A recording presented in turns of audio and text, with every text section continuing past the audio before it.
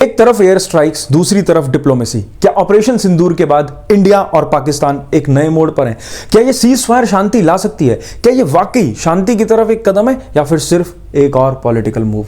Operation सिंदूर से लेकर अब तक के सीज फायर तक।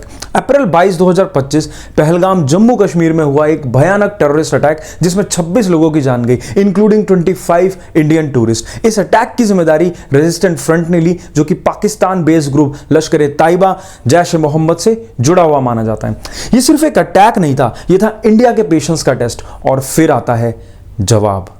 जब जवाब आया तो सिर्फ गोलियां नहीं चली, एक सोई हुई ताकत जाग उठी थी। नारा था, अब चुप रहना जुल्म है, और भारत ने जुल्म के घर पर दस्तक दी थी। इसके जवाब में इंडिया ने लॉन्च किया ऑपरेशन सिंदूर। जी हां, इंडियन गवर्नमेंट ने सिंदूर को सिंबलाइज किया उन सुहागनों के नाम पर जिन्होंने अपनी आंखों के सामने अपने सिंदूर को मिटते हुए देखा। इस ऑपरेशन में इंडियन एयरफोर्स ने प्रिसीशन एयर स्ट्राइक्स किए, जिसमें 5 hardcore terrorist including Yusuf Azhar, Kandahar hijacking का मास्टरमाइंड भी मारा गया। यह एक 9 पॉइंट प्रिसीशन असॉल्ट था। पीओके के अंदर घुसकर इंडिया ने एयर स्ट्राइक कर दी। लगभग 3 दिन की इंटेंस मिलिट्री हॉस्टिलिटीज के बाद 10 मई को सोर्सेस के अकॉर्डिंग पाकिस्तान डीजीएमओ ने सीज फायर इनिशिएट किया और इंडिया एंड पाकिस्तान ने म्यूचुअली अंडरस्टैंडिंग के साथ मिलिट्री एक्शन एंड फायरिंग को स्टॉप किया, यानी युद्ध विराम, सीज फायर डिक्लेयर किया। सीज फायर का मतलब है एक टेम्पररी हॉल्ट इन हॉस्टिलिटीज, लेकिन ये एक कंडीशनल सीज फायर है। इंडिया ने क्लियर किया कि अगर पाकिस्तान ने फिर से टेररिज्म सपोर्ट किया तो ये सीज फायर वॉइड हो जाएगा। इसका प्राइमरी मोटिव होता है कि रीजनल स्टेबिलिटी और सिविलियन लाइंस को प्रोटेक्ट करना। लेकिन ट्रस्ट डेफिसिट अभी भी बना हुआ है and we have all the reasons for it.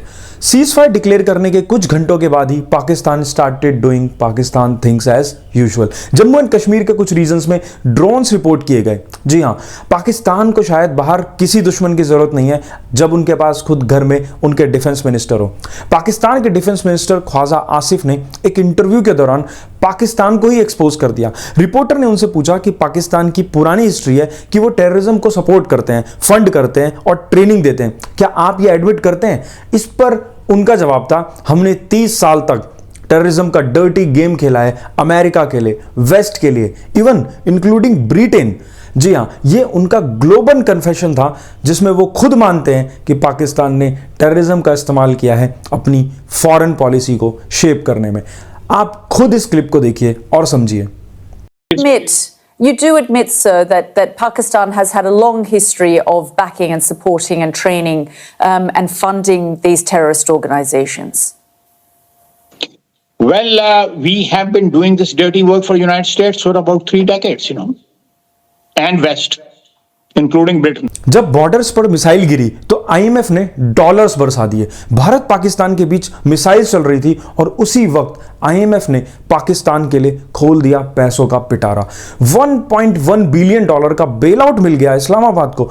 Indian officials ने इनडायरेक्टली क्वेश्चन उठाया, क्या आईएमएफ ने पाकिस्तान की इकोनॉमी को नहीं, उनकी मिलिट्री को ऑक्सीजन दिया है? इंडिया की थिंक टैंक्स और एक्सपर्ट्स ने भी कहा कि यह बेल आउट इनडायरेक्टली उन्हीं मिसाइल्स के लिए फ्यूल बन सकता है जो हम पर गिरती हैं। हम भी ये जानते हैं कि पाकिस्तान की आर्मी डोमिनेट करती है उसकी इकोनॉमी एंड डिफेंस बजट्स को, और पाकिस्तान को आईएमएफ ने रिकॉर्ड 24 बार बेल आउट दिया है सिंस 1950। आईएमएफ एक ग्लोबल फाइनेंशियल बॉडी है जिसका काम है दुनिया के देशों को तब हेल्प करना जब उनकी इकोनॉमी क्राइसिस में हो। अगर किसी कंट्री के पास फॉरेन एक्सचेंज खत्म हो जाए, इंपोर्ट्स रुकने लगे या डिफॉल्ट का खतरा हो तो आईएमएफ उसे लोन देता है, लेकिन कुछ कंडीशंस के साथ।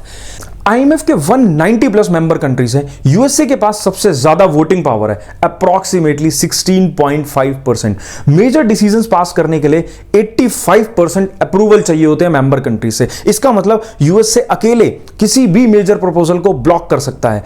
क्या सीज फायर करने की शर्त इस फंड को रिलीज करना था? और अगर था तो इससे यूएसए को क्या फायदा है?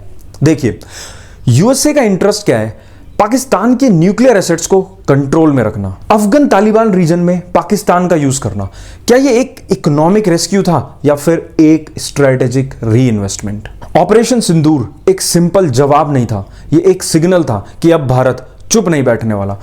हिस्ट्री ने हमें क्या सिखाया है? 1999 की कारगिल वॉर, पाकिस्तान पहले झूठा बनकर आया और फिर डिफीट एक्सेप्ट कर ली। 2016 उरी अटैक, बदला surgical strikes, 2019 Pulwama Balakot strikes, 2025 Pahalgam terror और फिर ऑपरेशन सिंदूर। पैटर्न क्लियर है, पहले पाकिस्तान प्रोवोक करता है, फिर इंडिया जवाब देता है और एंड में सीज फायर होती है। लेकिन असली सवाल यह है, यह साइकिल कब तक चलेगी? सॉल्यूशन क्या हो सकता है? Diplomatic isolation of Pakistan. Bharat को हर ग्लोबल फोरम पे पाकिस्तान का असली चेहरा दिखाते रहना चाहिए। United nation, financial action task force, G20 जैसे प्लेटफॉर्म पे। IMF और इकोनॉमिक लीवर्स, जी हां, जब पाकिस्तान IMF बेल आउट लेता है तो भारत को सॉफ्ट डिप्लोमेसी से ये इंश्योर करना चाहिए कि पैसा टेरर फंडिंग में ना जाए। Kashmir development is equal to security. Focus करना होगा, ज्यादा से ज्यादा infrastructure, employment and communications develop हो जम्मू एंड कश्मीर में।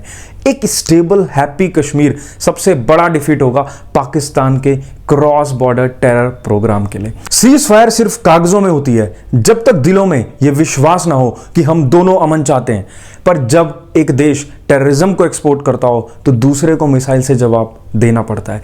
ऑपरेशन सिंदूर ने दिखा दिया है कि इंडिया अब सिर्फ शांति की बात नहीं करता है, इंडिया अब जवाब भी देता है, रिस्पेक्टफुली एंड पावरफुली। जब राजनीति से ऊपर हो गई राष्ट्रनीति तो हर पार्टी ने पहना तिरंगे की एकता का गीत। न कुर्सी देखी न मैनिफेस्टो का भाषण, सिर्फ देश था और उसका सम्मान। राहुल हो या केजरीवाल, ममता हो या पवार, ओवैसी तक बोले, टेररिज्म के खिलाफ भारत का हर कदम है जायज और जरूरी है युद्ध। जब भारत के सिपाही आगे बढ़े तो दिल्ली से हैदराबाद तक हर नेता उनके साथ खड़े। जय हिंद।